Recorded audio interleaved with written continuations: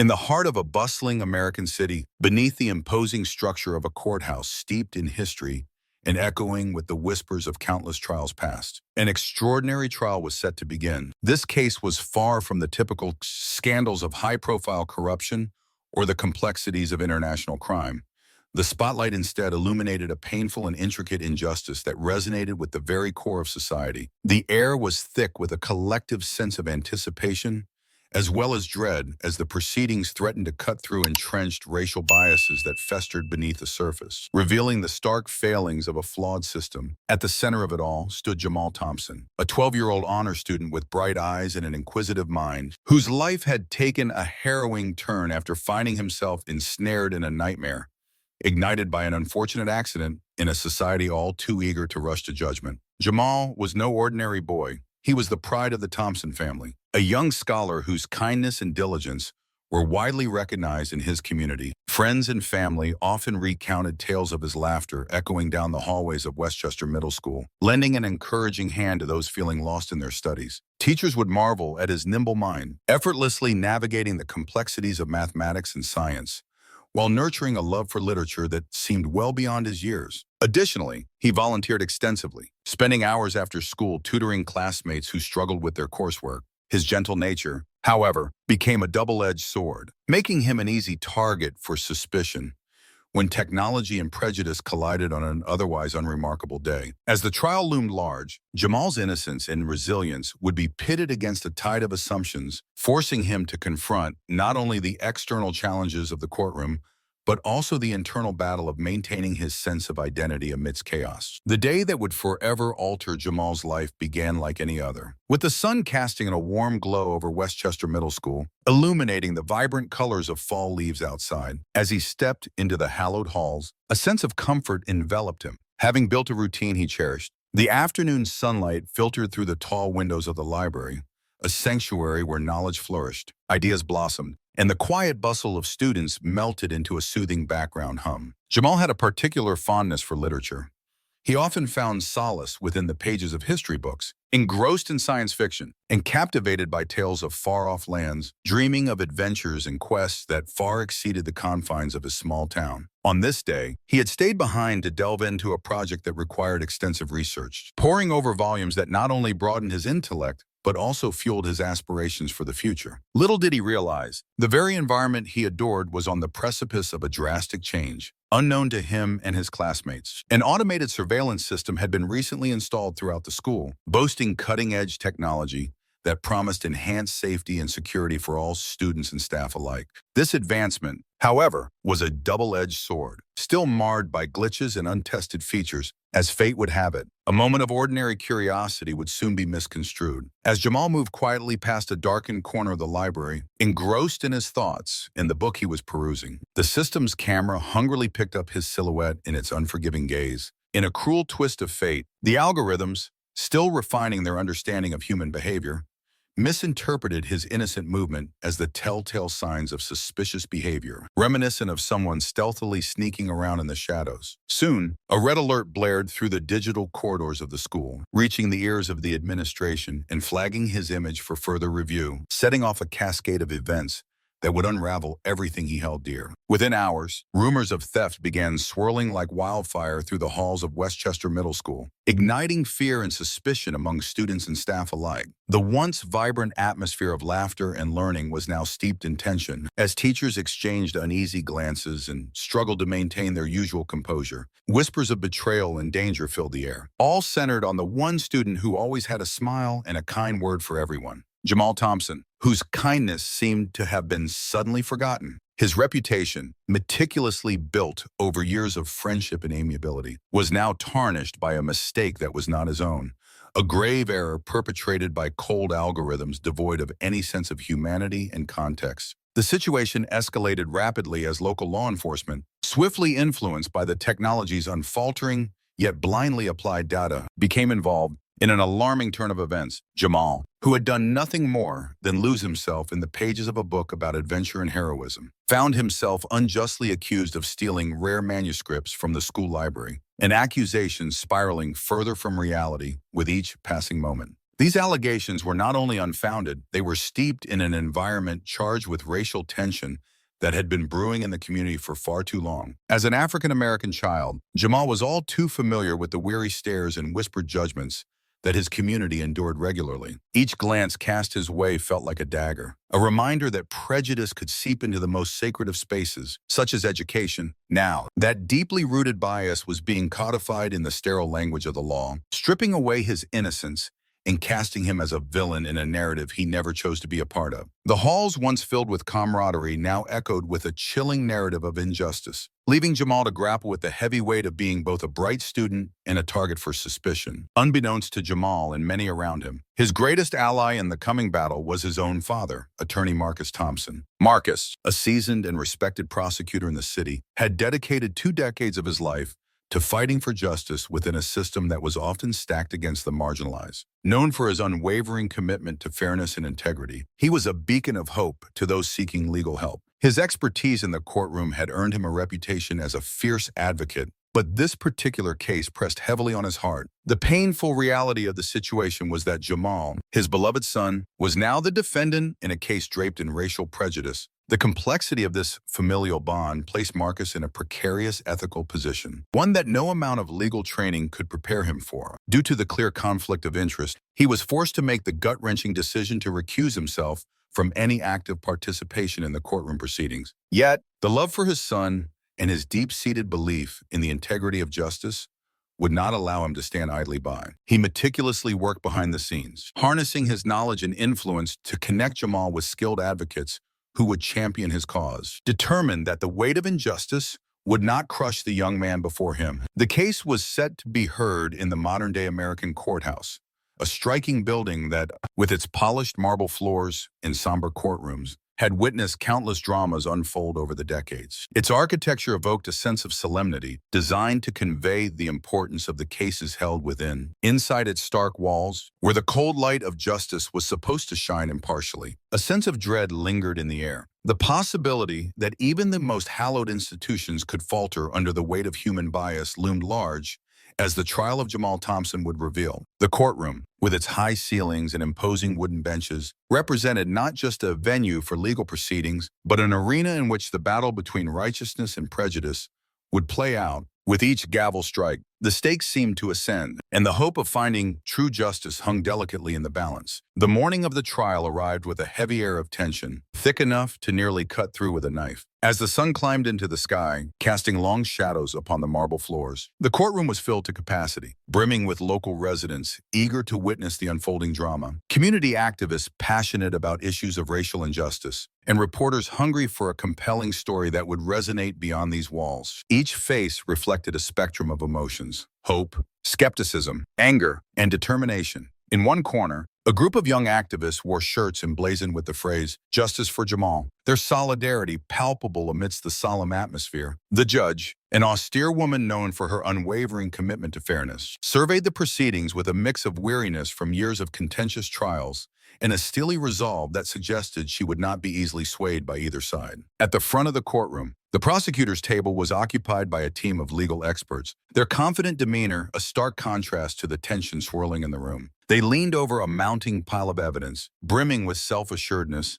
in the infallibility of the digital footprints left by the surveillance system that had monitored the school premises. As the trial began, the prosecution painted an image of a cunning thief, an archetype forged in the fires of local lore, allegedly covertly pilfering from the school library under the cloak of darkness. They relied heavily on technological evidence, grainy video footage that flickered on the screen like a haunting specter, time-stamped alerts that claimed to indicate his movements, and data logs that had, through a cruel twist of fate, pointed directly at Jamal. With a fierce precision, the prosecution used these bits of evidence to weave a compelling narrative, suggesting that Jamal was not just a misguided youth, but a calculated criminal who had repeated transgressions lurking beneath his seemingly innocent exterior. In their opening statements, they spoke with a certainty that bordered on arrogance, reveling in the spotlight. "The evidence is clear," the lead prosecutor declared with a piercing gaze, their voice echoing like a gavel striking wood. "The suspect, a student with a known propensity to roam unmonitored areas of campus, has flagrantly evaded the norms of respectability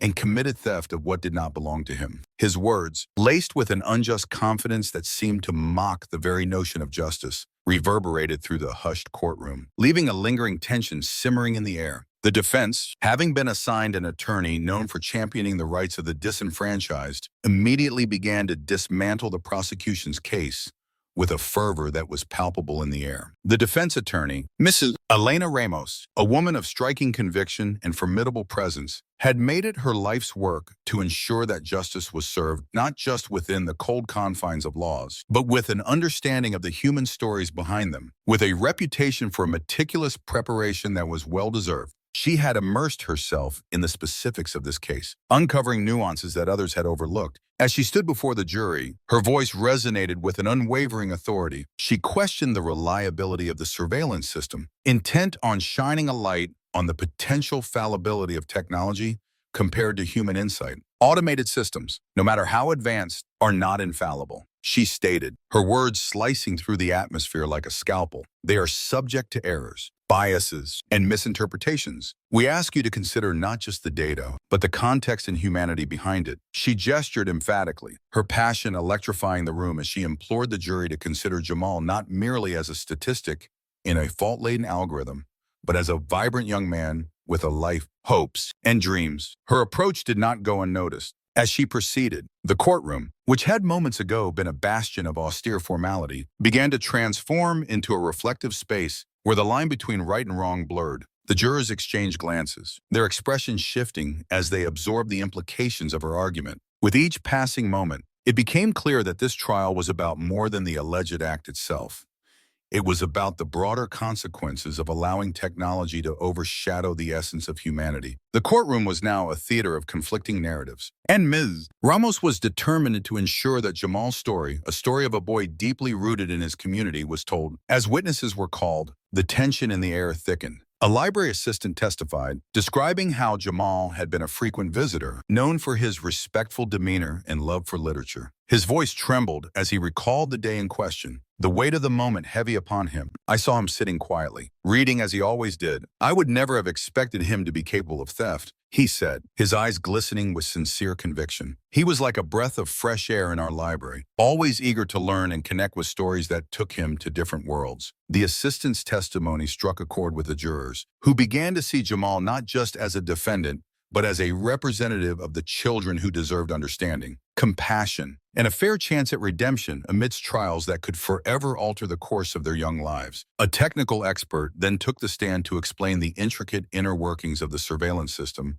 that had become a pivotal focal point in the case. He adjusted his glasses, a sign of his meticulous attention to detail, and cleared his throat, preparing to share crucial insights that could either fortify the prosecution's argument or provide a lifeline for the defense. His testimony was both illuminating and alarming, shedding light on the vulnerabilities and limitations inherent in the technology that many had come to trust without question. The system operates with an artificial intelligence algorithm programmed to detect anomalies, he explained earnestly, his voice steady despite the gravity of the implications. However, like all algorithms, it is only as good as its training data. In this instance, there were undeniable shortcomings that cannot be dismissed. The system has a known propensity to misidentify movements under low-light conditions and in areas with complex backgrounds, such as this historic library, which is adorned with intricate woodwork and shadowy alcoves. He paused, allowing the weight of his words to settle over the courtroom, creating an almost palpable tension. It served as a stark reminder that despite the advancements in technology, human oversight and critical thinking remain crucial components in the pursuit of justice. The jury exchanged glances, their expressions revealing a mixture of doubt and contemplation. Still, the prosecution pressed on, leaning heavily on the pre-recorded footage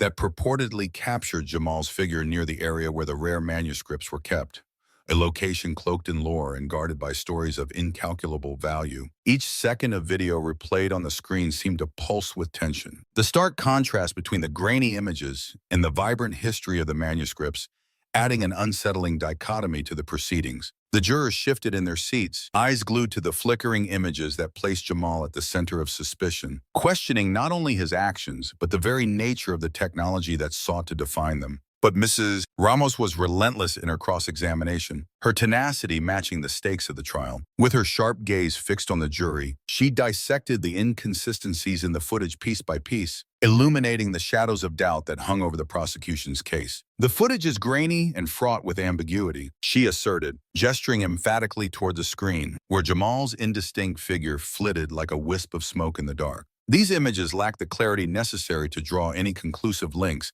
What this system captured was an outline, a silhouette, an ephemeral presence, but it did not capture his intent or actions with any degree of certainty." Her voice crescendoed above the murmurs in the courtroom, vibrating with conviction. There is a vast difference between being in the vicinity of something and actually committing a crime. Proximity does not equate to guilt, nor should it solidify assumptions about character or intent. As her words reverberated off the courtroom walls, there was a palpable shift in the energy of the room, an awakening skepticism about the fundamental reliability of technology that too often dictated the narratives of justice. Mrs. Ramos emphasized that the mere presence of Jamal on film was insufficient to constitute a solid case.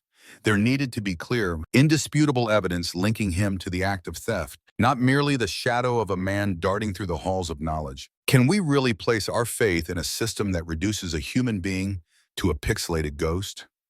We must examine the foundation of our justice, especially in a landscape where automated surveillance and algorithms can lead to catastrophic misjudgments. In that moment, it became clear that the courtroom was not just processing the fate of one man. It was grappling with larger issues, questioning the very essence of justice in a world where technology often outpaced the ethical considerations of its usage. Marcus pored over an extensive array of technical reports, his eyes scanning for any indication of systemic bias or malfunction. Shadows cast by the dim light danced across the pages as he delved deeper into the data, feeling the weight of the responsibility he carried on his shoulders. The more he investigated, the more he uncovered a troubling pattern of misidentification that pointed to a larger, uncomfortable truth about the reliance on automated systems in cases involving minority suspects. These systems, marketed as impartial innovations, were built on algorithms that often failed to account for the intricate nuances of human behavior and lived experiences. As he turned each page, Marcus found alarming discrepancies that laid bare the flawed logic underlying these technologies, revealing how they glossed over critical factors that define intent. For instance, he noted how the algorithms struggled with context, mistaking cultural expressions as abnormal or criminal, thereby perpetuating a cycle of prejudice that had far-reaching implications. The reports documented cases where innocent individuals were wrongfully targeted, underscoring a systemic failure that could not be ignored. Each revelation was like a piece of a larger puzzle, compelling him to confront the chilling reality that these supposed advancements were often rooted in outdated biases and assumptions, raising ethical questions about the very systems meant to uphold justice. Late one night, in the flickering glow of lamplight, Marcus met with a software engineer who had previously contributed to the development of the controversial surveillance system. They convened in a quiet, dimly lit hotel room far removed from the judging glances of the courthouse, a space where secrets could be shared without fear. The heavy drapes hung low, muffling the cacophony of the city outside, creating an almost conspiratorial atmosphere that heightened the gravity of their discourse. As Marcus listened intently, his heart raced with anticipation. This was a pivotal moment that could alter the course of Jamal's fate. The engineer leaned forward, the weight of his past decisions etched on his face, and revealed critical details that had the potential to shift the trajectory of Jamal's case. "We designed the system to be objective and fair," he confessed, a note of regret threading through his voice as if he were grappling with his own complicity in a flawed system. But it turns out that the training data was skewed. The algorithm, without rigorous oversight during its development, began to learn patterns that inadvertently associated certain behaviors with criminality based on historical data, rife with bias. His eyes clouded with remorse. The engineer continued, "In this case, Jamal's quiet, solitary movements in the library, an innocent pursuit of knowledge, may have been misinterpreted as suspicious solely because the contextual factors used in the algorithm were disconnected from the reality of his intentions. Instead of being viewed as a diligent student seeking solace in books, he became a phantom in the algorithm's eyes, a silhouette that triggered alarms built on the flawed assumptions of its creators." As he spoke, the tension in the room palpable, the implications of the engineer's revelations began to crystallize in Marcus's mind. He realized that this was not merely about one individual's misfortune, it was emblematic of a larger societal failure, a critique of a system that prioritized efficiency over empathy, data over humanity. With a newfound sense of urgency, Marcus recognized that, armed with this knowledge, they had the power to dismantle the skewed narrative that had unfairly ensnared Jamal and advocate for accountability in a system designed to ostensibly protect the innocent. This revelation, while damning, also provided a glimmer of hope that ignited a spark of determination within both Marcus and Ramos. Realizing the significance of their discovery, Marcus swiftly forwarded the data to Mr. Ramos, and together they meticulously crafted an argument that aimed not only to dismantle the evidence against Jamal, but also to shine a spotlight on the deeply ingrained practices that perpetuated such systemic errors within the judicial system. Their pursuit of the truth was not merely driven by a professional obligation. Rather, it stemmed from a profound and personal commitment to ensuring that justice was not a privilege reserved for the few, but a right accessible to every child, regardless of their skin color, socioeconomic status, or neighborhood. The urgency of their task weighed heavily on them, compelling them to dig deeper into the implications of their findings. They uncovered stories of countless others like Jamal, whose lives had been irrevocably altered by the flawed algorithms governing surveillance and law enforcement. They understood that the stakes were far higher than the fate of one young man. They were fighting against a system that too often treated individuals as mere data points, rather than human beings with hopes, dreams, and inherent dignity. As the trial entered its most critical phase, the atmosphere thickened with anticipation. The defense introduced expert testimony that would challenge the very foundation of automated surveillance bias. A renowned academic in the field of artificial intelligence and ethics, Renata Coleman, took the stand, calm, articulate, and unwavering under pressure. Dr. Coleman illuminated the courtroom with her insights, emphasizing that algorithms are anything but neutral. Instead, she explained, they inherit the prejudices baked into the data from which they learn and, alarmingly, can amplify these biases. In communities of color, she noted, her voice steady yet charged with passion, the consequences of these biases can be devastating. A misinterpreted movement, a poorly calibrated system, can mean the difference between freedom and wrongful incarceration. Her words resonated deeply within the audience, lifting the veil on the often ignored realities of technology's impact on marginalized groups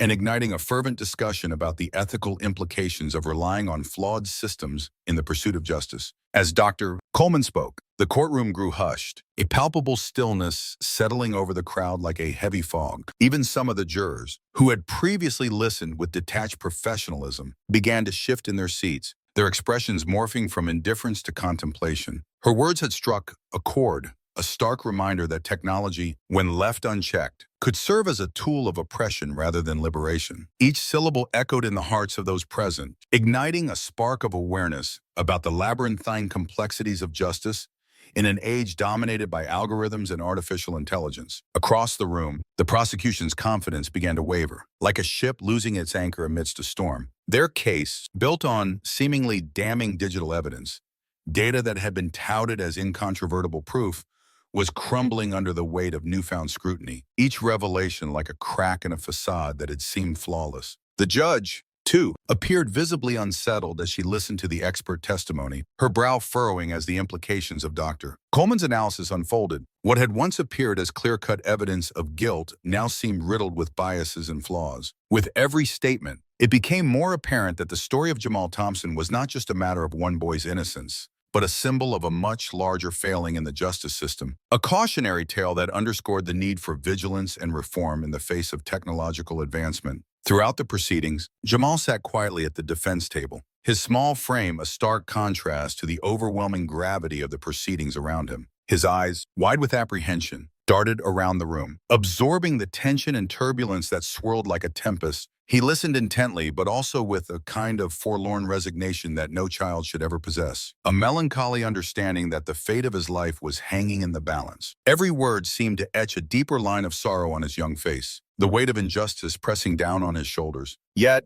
beneath this heavy mantle, there stirred the faint ember of hope, a flickering belief that the truth might eventually prevail. That perhaps, in this chaotic storm of legal proceedings, the unwavering love of those who believed in him would serve as a shield against the dark forces assembled against him. It was a fragile hope, but one that was fiercely defended by the community rallying behind him, fueled by a collective yearning for justice that refused to be extinguished. In a particularly tense moment, The judge called for a brief recess, the weight of the courtroom's atmosphere hanging palpably in the air. As the wooden gavel echoed through the space, a collective breath was released, momentarily stirring the stillness. In the quiet corridors of the courthouse, whispers of doubt and anger mingled with murmurs of unity, creating a cacophony of emotions that reflected the gravity of the situation. Among the anxious crowd were families of similar backgrounds, advocates for racial and social justice who had gathered in solidarity, their faces etched with determination. They exchanged words of support and quiet indignation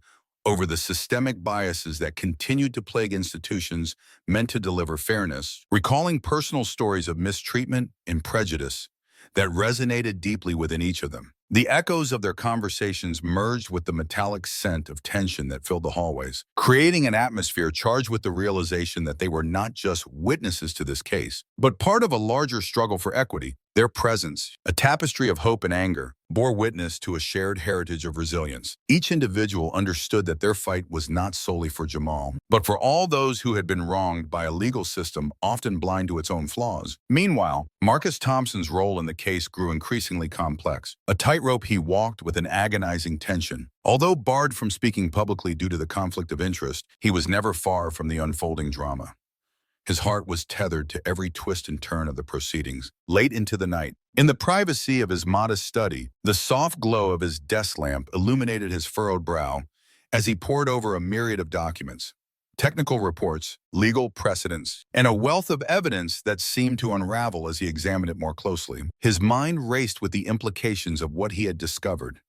It was as if the universe had conspired to reveal the truth to him. He felt the depth of his paternal love clashing with the brutal honesty of the situation at hand. He knew that the foundation of the prosecution's argument, the so-called irrefutable evidence, had been compromised by a system that was as fallible as the humans who designed it. Each revelation whispered secrets of past oversights and malfunctions within the surveillance apparatus that captured a world so distorted by bias. It was a revelation that made his heart ache not just for his son, but also for countless others who had fallen victim to the very prejudices that stained the corridors of justice. In that moment of solitude, as the clock ticked unrelentingly, Marcus resolved that he would not allow his silence to be a prison for his convictions.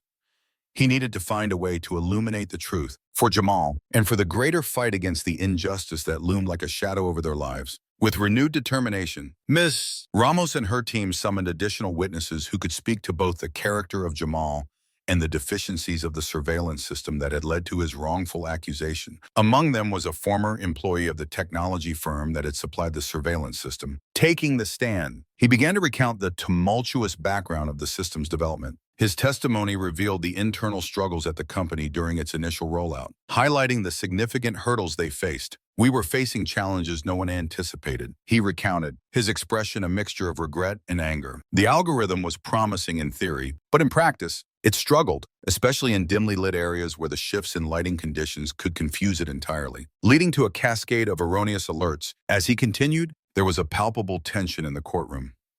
You could almost hear a pin drop. "We knew there were glitches," he admitted, his voice heavy with regret, but there was tremendous pressure to deploy the system quickly. "We were convinced that the oversight committees had done their due diligence, that we could trust their assurance of reliability, until that fateful day when Jamal was falsely implicated by a technology we believed would safeguard our community." His testimony painted a picture of a corporation rushing headlong into a deployment, a system built on incomplete promises and flawed assumptions. This critical insight added another layer of doubt to the prosecution's narrative, a narrative that relied solely on the presumed infallibility of technology while ignoring the human factors of error and bias that inevitably come into play. The courtroom could feel the shift as the weight of his words settled heavily in the air. As the evidence mounted, the judge, with her keen legal mind, began to question the veracity of the charges laid against Jamal, feeling the fog of confusion around her slowly clearing. In her summation, she acknowledged that this case was far more complicated than a simple binary of guilt and innocence.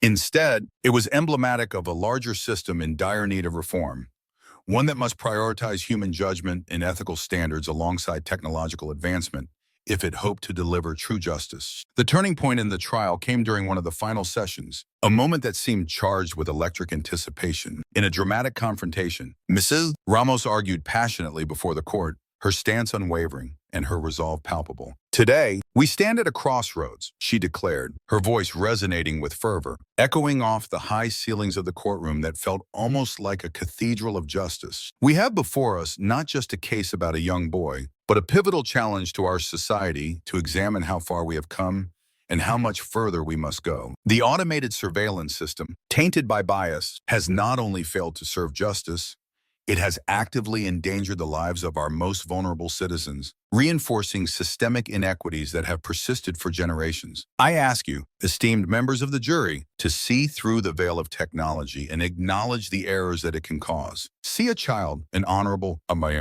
kind, and brilliant child, whose only crime has been the tragic coincidence of poor programming and deep-seated racial prejudice. The courtroom was steeped in an almost palpable silence, a rare moment where time seemed to hang suspended. Every juror, every onlooker, seemed to hang on her every word, captivated not only by the weight of her argument, but by its implications for the future of justice itself. Faces reflected a spectrum of emotions. Some were contemplative, others troubled, yet all were undeniably engaged. It was a moment that transcended the particulars of the case, transforming into a profound commentary on the intersection of technology, race, and the law, as if the very fabric of societal norms were being woven anew in front of their eyes. In the days that followed the climactic confrontation, the weight of the evidence proved insurmountable for the prosecution. One by one, their arguments unraveled like a poorly knit tapestry in the face of expert testimony that revealed the shortcomings of the technologies upon which they had placed so much trust. The emotional gravity in the room was inescapable, as both allies and adversaries of justice grappled with the reality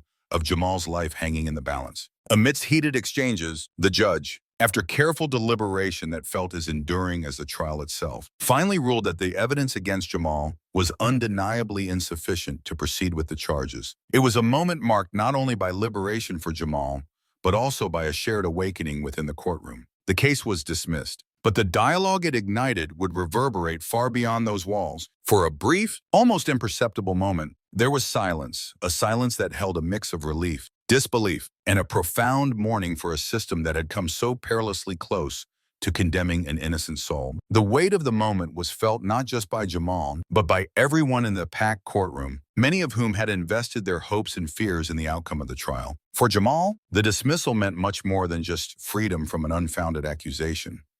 It was an emotional turning point. It stood as a poignant vindication of his character, and a powerful reminder that truth and justice, though often delayed by the complexities of the legal system, could indeed prevail. This moment, steeped in gravity, offered him a flicker of hope that perhaps the world could be just a little more equitable. Outside the courthouse, the atmosphere was electric with a bittersweet triumph, a celebration tinged with the bitter residue of what could have been. News of the dismissal spread quickly through the community like wildfire, igniting conversations in homes, schools, and local shops. Activists, community leaders, and ordinary citizens gathered in small clusters along the steps of the courthouse, engaged in animated discussions about the implications of the trial and the urgent need for reform. Voices rose and fell in an orchestra of opinions. Some called for a reevaluation of the juvenile justice system, while others demanded accountability for those who had misused surveillance technology, viewing Jamal's case as a rallying point in their fight against systemic injustice. Marcus Thompson, emerging from the shadows of his recusal, finally allowed himself a brief moment of personal relief, though the path he had walked was not without its shadows. Though he still could not speak publicly about his involvement, he exchanged quiet nods and teary glances with Mrs. Ramos and other key figures in the case, each glance holding the weight of unspoken solidarity. His heart swelled with pride as he recalled the brave, determined face of his son, a face that had weathered a storm of injustice with a silent dignity that spoke volumes. The knowledge that they had turned back the tide, not just for Jamal, but for countless others who had suffered in silence, gave him strength. It was a bittersweet reminder of the fragility of justice, yet also a beacon of hope for a future where such battles might be won more easily. Marcus knew that this was just the beginning. Their fight for reform needed to extend far beyond the courthouse, into the hearts and minds of their community. That same afternoon, a highly anticipated press conference was held at City Hall, where local officials gathered, flanked by passionate activists and advocates, to announce an immediate and comprehensive review of the policies surrounding juvenile cases and the contentious use of automated surveillance technology. The shocking revelations from Jamal's case, where algorithms had misidentified him based on flimsy evidence, were too damning to ignore and served as a glaring testament to a broken system that too often treated young lives as expendable. In response, a specialized task force was quickly assembled, comprising leading experts in juvenile justice, community representatives, civil rights advocates, and technologists who specialize in artificial intelligence. Their urgent mission was not just to reform how evidence was gathered and interpreted, but to foster a new era of accountability where the innocent would be protected rather than crushed under the weight of an unfeeling machine that operated without context or compassion. The hope, fervently echoed by many in the audience, was that no other child would have to endure the trauma of being misrepresented, judged, and dragged through the mud of public opinion by technologies that couldn't begin to understand the complexities of a human life. In the midst of all this reform and the public outcry for change, the personal saga of the Thompson family reached its emotional climax. Later that evening, as the golden light of dusk draped over their modest home, creating a warm halo around their gathering, Jamal's family came together in the living room for a long-awaited reunion. His mother, Lillian, whose eyes had often shone with worry as she navigated the exhausting legal battles and sleepless nights, enveloped him tightly in her arms, murmuring fervent words of relief, love, and unwavering support that seemed to melt away the burdens of the past. Tears glistened on her cheeks, a testament to the joy of having her son back home where he belonged. His younger sister, who had watched helplessly as Jamal was pulled from their lives, clutched his hand with childlike innocence, her wide, sparkling eyes full of pride and admiration as she looked up at him, marveling at the bravery that had carried him through such dark times. The atmosphere crackled with an unspoken understanding that while the scars of their battle were fresh and deep, the bonds of family love would begin the healing process, wrapping them in comfort and hope for a brighter future. It was a moment of healing, a time when the deep scars of injustice were momentarily soothed by the warmth of familial love that enveloped them like a comforting blanket. Marcus, still grappling with the emotional weight from the fierce battle fought in the courtroom, stepped forward to join them. In a quiet and tearful moment far removed from the glaring lights of the press and the imposing sound of the gavel, father and son finally faced each other. Jamal's exhausted eyes, still dimmed by the shadows of his harrowing ordeal, flickered with a timid spark of hope that had been kindled amidst despair. "Dad?" he whispered, his voice quivering with vulnerability. "I'm sorry you had to see me like that. I never wanted any trouble." The innocence in his tone echoed the fears that had haunted him throughout the trial.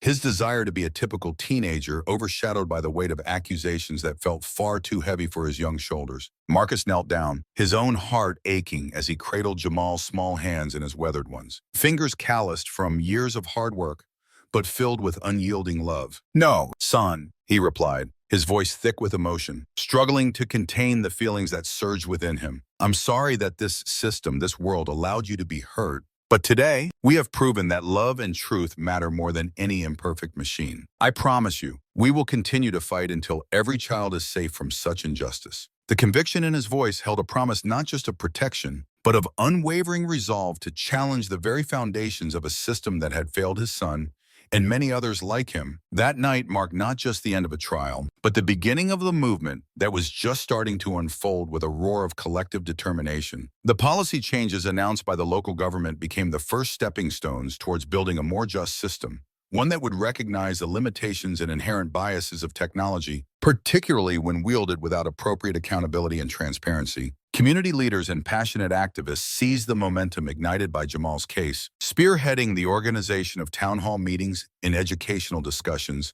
aimed at ensuring that the dangers of automated prejudice were fully understood. They shared stories, fostering connections and solidarity among families who had suffered similar fates, igniting a flicker of hope that perhaps change was not just a dream, but a future they could create together. In the months that followed, the case of Jamal Thompson became a focal point for legal scholars, technologists, and civil rights advocates who recognized the implications of his story were far-reaching. Academic journals published analyses that dissected the interplay of race, technology, and the judiciary, while grassroots organizations mobilized to leverage his case as a catalyst for broader change. Lawmakers, inspired by public outcry and the evidence brought to light during the trial, introduced a series of groundbreaking measures designed to overhaul how juvenile cases involving automated evidence were handled. These reforms mandated that an independent review by a multidisciplinary panel composed of legal experts, social workers, and technology ethicists be a prerequisite for any findings based on algorithmic data. The reforms further stipulated that any evidence collected by surveillance systems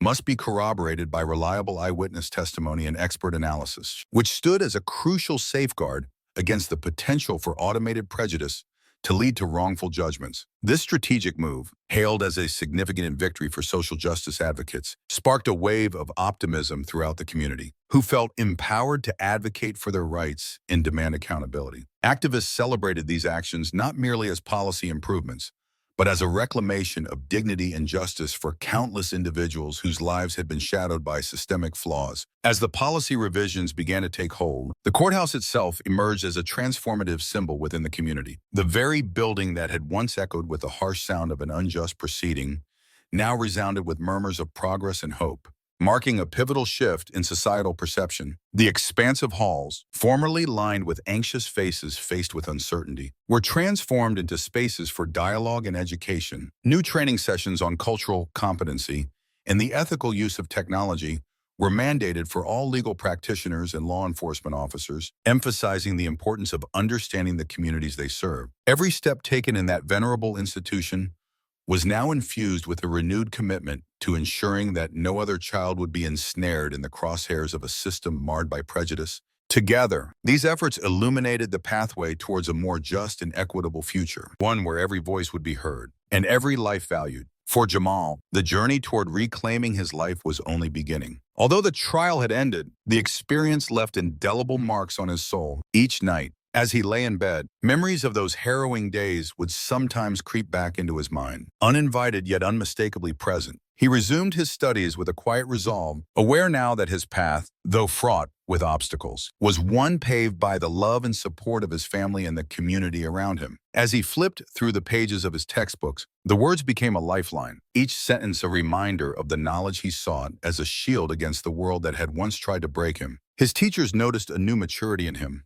a depth that belied his young years, a consequence of witnessing injustice and emerging stronger from it, transforming his pain into a fierce desire for change. His story also served as an inspiration to other marginalized children in the community, reinforcing the idea that their voices mattered and that the fabric of society could be rewoven with threads of compassion and fairness. The ripple effect of Jamal's struggle resonated far beyond his immediate circle.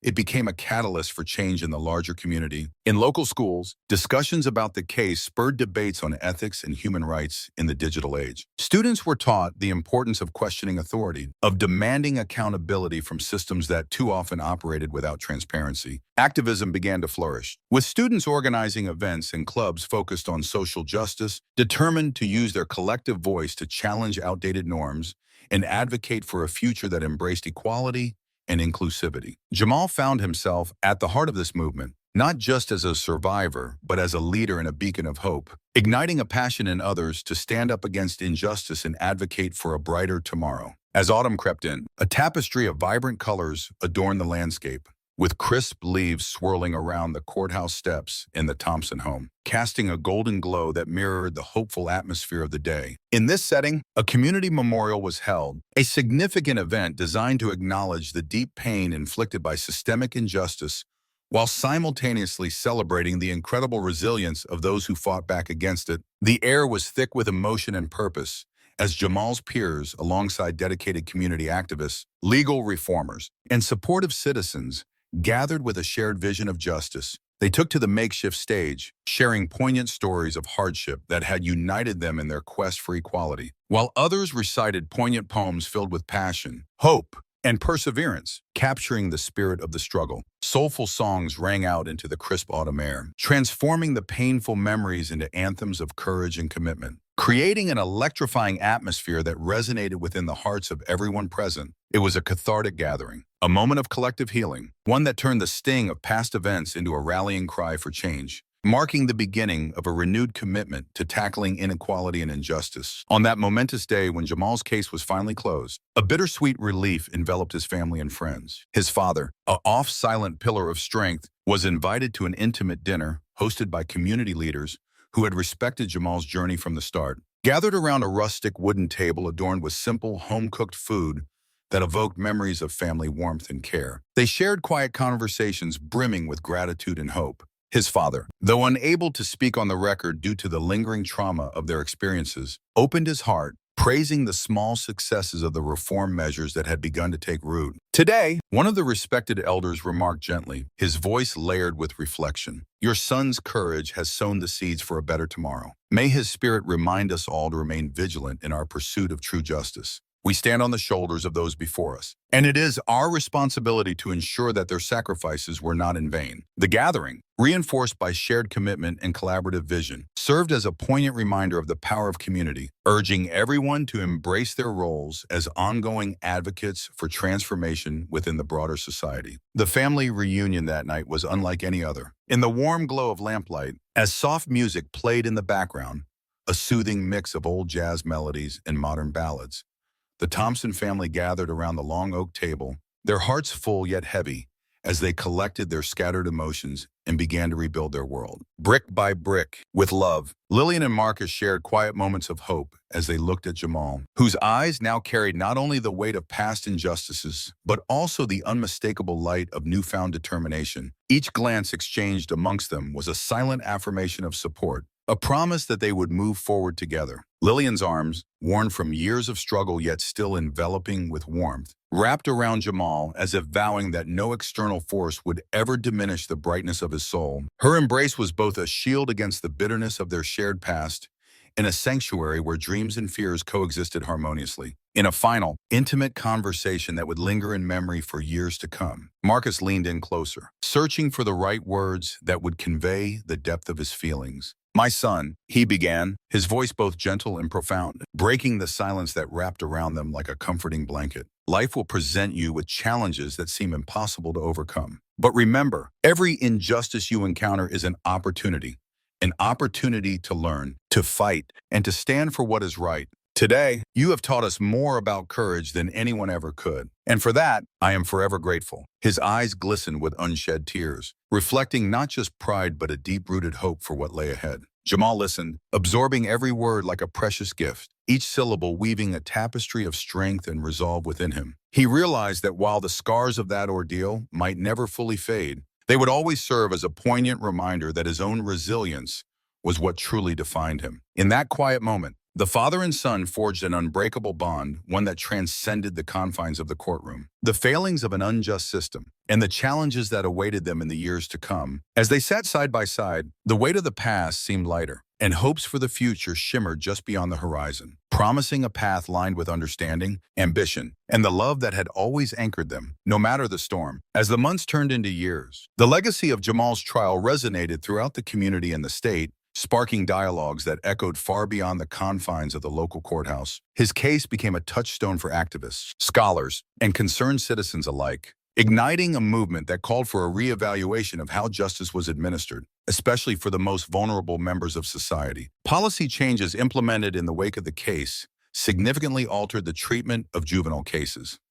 No longer would young individuals be treated solely as offenders, but rather as complex beings deserving of understanding and compassion. The emphasis shifted from swift punitive measures to thorough, balanced investigations that considered the broader context of each situation, acknowledging that circumstances often create paths toward adversity that are beyond one's control. Automated systems, once the unquestioned arbiters of truth, were now subject to rigorous reliability tests before their outputs could be admitted as evidence. A change heralded as a monumental step forward in protecting the rights of the vulnerable. This shift in procedure not only aimed to prevent the kind of mistakes that had led to Jamal's ordeal, but also served as a reminder that technology, while powerful, is not infallible. Industry experts, ethicists, and community leaders collaborated to develop frameworks that prioritized accountability and transparency, reassuring the public that the justice system was evolving to better serve its purpose. In classrooms across the district, discussions on ethics, technology, and social justice became an integral part of the curriculum. Educators used Jamal's story not only as a cautionary tale, but as a beacon of hope. Proof that even in the face of overwhelming odds, truth and compassion could prevail over prejudice and error. His experience was dissected in various subjects, from social studies to literature, showing students the profound impact that a single narrative can have on societal structures. Young minds learned that while technology was an invaluable tool, it must always be tempered by human oversight, empathy, and critical thinking. Through lively debates and heartfelt discussions, they were encouraged to question and analyze the frameworks of justice around them, understanding that as future leaders and changemakers, their voices held power. This new generation, inspired by Jamal's journey, felt an invigorated sense of responsibility to advocate for fairness and equity in every aspect of life, determined to uphold the ideals of justice in ways that their predecessors had only hoped for. The transformation within the local justice system was gradual but undeniable, marked by the dedication of countless individuals who believed in change. Community outreach programs were launched with the intent of reaching out to those whose lives had been upended by the injustices that had previously permeated the legal landscape. These programs did more than provide resources.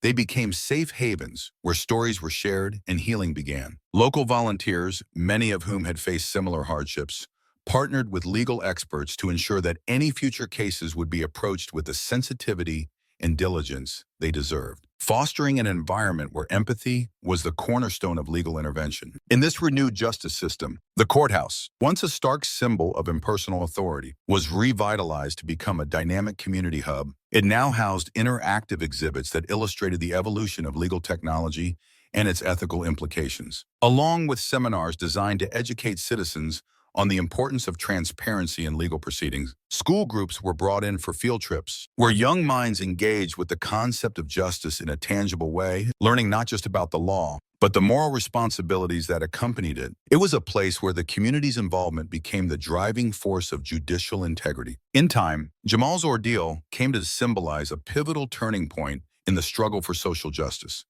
an enduring reminder that the fight against prejudice transcended the confines of individual cases. It became a broader battle that demanded the collective will of an entire community, galvanizing citizens to reflect on their roles within the system. His name was invoked in local discussions and eventually referenced in academic articles, serving as both a cautionary tale and a source of inspiration. Activists would recount his journey in motivational speeches, emphasizing resilience and the necessity of vigilance against systemic bias. As the seasons changed and life moved forward, the echoes of that fateful trial continued to resonate, influencing the policies and attitudes of those who had been touched by it.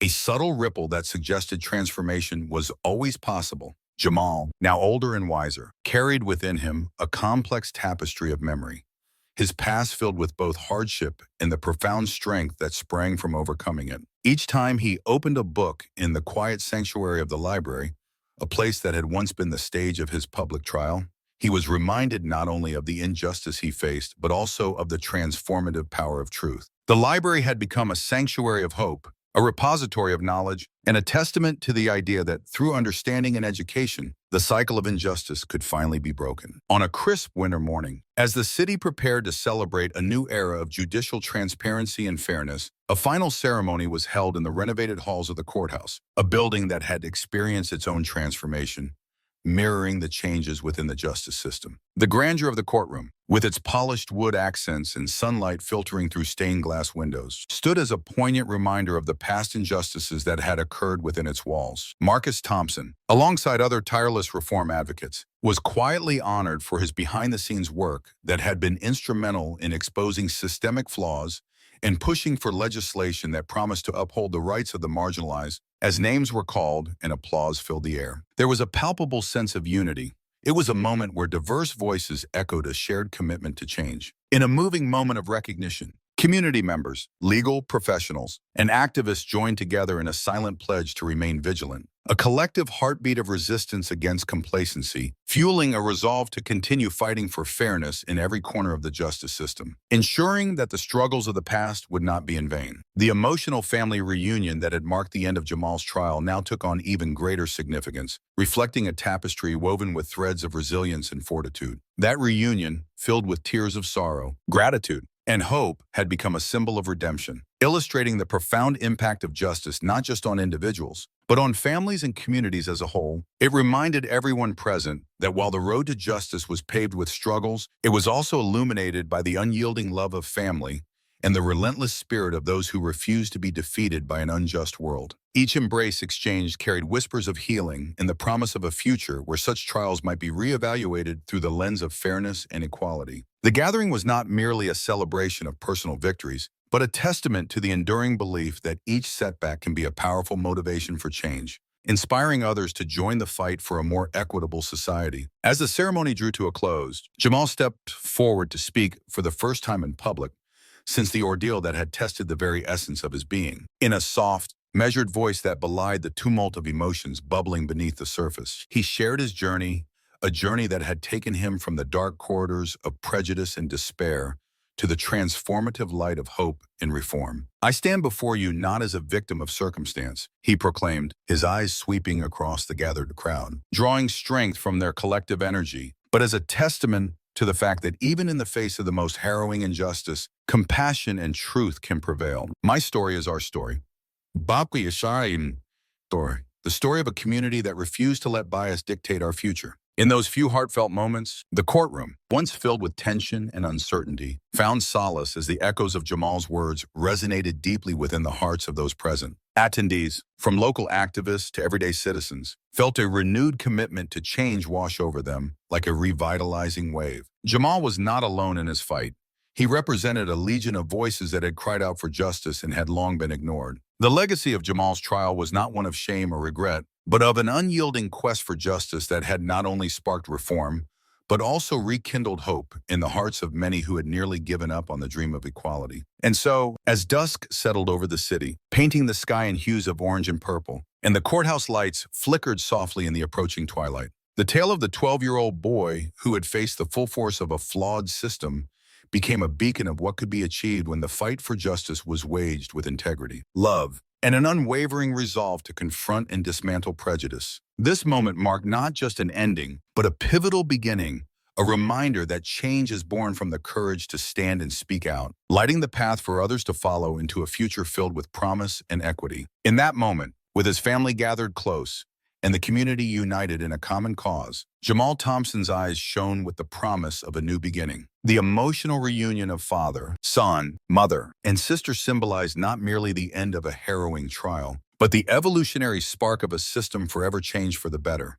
A system that had learned to listen, to question, and ultimately, to care. It was as if time stood still, allowing the weight of their struggles to momentarily dissipate in the warmth of their love. A cocoon that shielded them from the haunting shadows of the past. The whispers of hope rippled through the gathered crowd, signaling a shared understanding that they were not just witnesses to an ending, but active participants in a larger movement toward justice. As the years passed, the impact of that trial rippled across the state, altering the landscape of legal proceedings for countless young lives. Policies instituted in its wake, inspired by Jamal's story and the tireless advocacy of reformers like Mrs. Ramos, ensured that technology would serve as an instrument of justice rather than a weapon of discrimination. No longer would individuals be subjected to the cold indifference of algorithms devoid of empathy. Instead, new measures established safeguards that encouraged transparency and accountability in law enforcement practices. The community rallied around these changes, igniting discussions about implicit bias and restorative justice.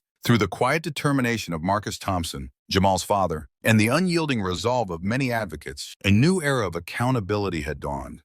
A legacy cemented not only by the courage of a 12-year-old boy, but by the burgeoning movement that embraced the idea that every voice matters. In retrospect, the trial that once threatened to break a family and tarnish a promising future had instead become the catalyst for a profound and lasting social change. It inspired a generation to rise and question the status quo, to push back against complacency, and to demand a system that reflects the values of fairness and equity. Every time the courthouse doors opened for a new case, there lingered in the air the memory of Jamal's ordeal, a reminder to judges, jurors, and citizens alike that justice, even though it can be obscured by error and bias, is ultimately a flame that no force of darkness can extinguish. The lessons learned from that harrowing chapter were woven into the very fabric of the community, serving as a perennial reminder of the strength found in solidarity and the transformative power of hope. And thus concludes the saga of Jamal Thompson, an innocent soul caught in the gears of a flawed system, whose life became a poignant testament to the triumph of perseverance over adversity. His story, fraught with trials and tribulations, resonates far beyond the chambers of the court where injustice once reigned. With the unwavering support of his devoted family, who stood by him through thick and thin, and the relentless pursuit of truth by a coalition of advocates, comprised of fearless lawyers and passionate activists who believed in his innocence, Jamal not only reclaimed his rightful place in society, but also ignited a beacon for reform that illuminated the path toward a more equitable legal system. His journey, an odyssey marked by resilience and grit, serves as a clarion call to all who hear it to remain vigilant in the face of injustice, to fight for truth with every breath, and to never let the shadows of prejudice obscure the illuminating light of fairness. As his story unfolds, it reminds us that behind every statistic and headline lies a human life, a tapestry woven from dreams, struggles, and the echoes of hope. In reclaiming his narrative,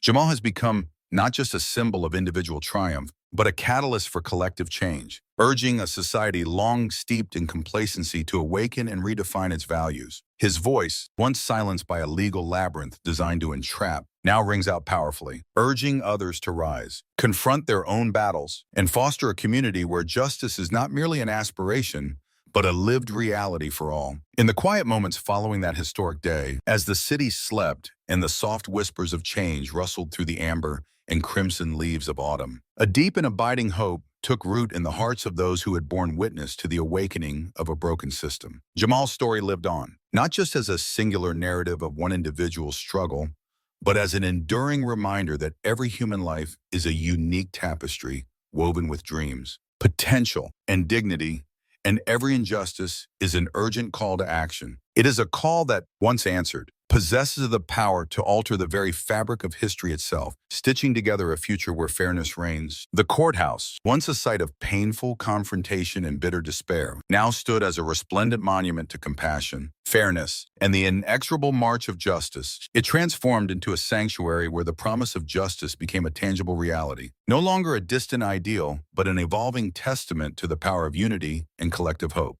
And as the city moved forward, embracing the lessons of the past, nurturing the seeds of progress, and radiating a spirit of resilience, the memory of one young boy who had faced the darkest shadows and emerged into the light continued to inspire. His story became a celebration of the human spirit, an emblem of the unwavering belief that change is not only possible, but inevitable when fueled by the courage and determination of those who refuse to be silenced. In the end, the emotional family reunion at the close of Jamal's trial resonated far beyond the confines of personal victory. It was a triumphant declaration for all who had endured in silence under the heavy yoke of unjust systems. Surrounded by tearful embraces, laughter intermingled with sobs as the realization dawned they were no longer alone in their struggles. Each hug, each shared glance affirmed a collective journey toward healing and resilience. It was a promise that change was possible, that reform was within reach, and that every child, regardless of the color of their skin, deserved not only the unwavering protection of truth and justice, but also the right to dream without fear of violent interruption. This pivotal moment was a clarion call, urging society to dismantle the walls of indifference and to confront the realities of systemic bias head-on. As the final echoes of the day faded along the corridors of the great courthouse, the legacy of Jamal Thompson burned bright, a radiant beacon of hope for generations to come, illuminating the path for others who might seek the light amid their darkness. Walls that had muffled cries for justice were now reverberating with messages of compassion and unity, affirming that justice is not merely a legal construct, but a fundamental human right. Jamal's story transformed into a movement, a burgeoning coalition of voices united against discrimination, each one echoing the belief that through relentless advocacy and unyielding love, it is possible to cut through the bleakest of shadows. This moment served not only as a reminder, but as an inspiration, that even in the most trying of times, justice, compassion, and unwavering love can triumph over even the most deeply entrenched prejudices, illuminating the way for a future where hope prevails over despair.